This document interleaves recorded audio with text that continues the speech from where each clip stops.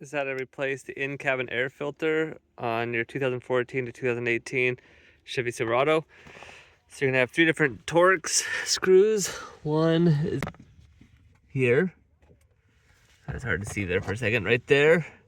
And then you're gonna open this one, and open this one, and you're gonna unscrew this one, and this one. Let me get that done real fast.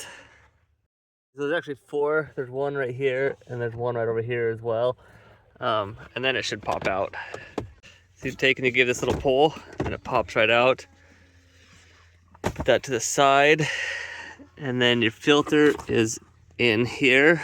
So I believe you take and you undo these tabs up on the top. Pull these tabs. There's 2, 1, and then this tab, and there's another tab right there.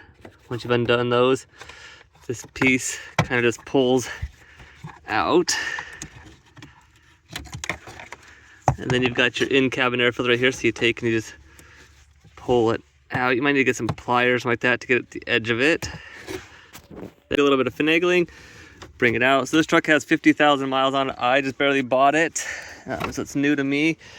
You can see what it looks like. Watch how much dust and debris fall out. So if you've had your truck longer than 50,000, that's probably going to be significantly worse than that. So take and put that one aside, get your new one out. Got mine right here. Then you take and you just put this back in, and then you put your little piece back on.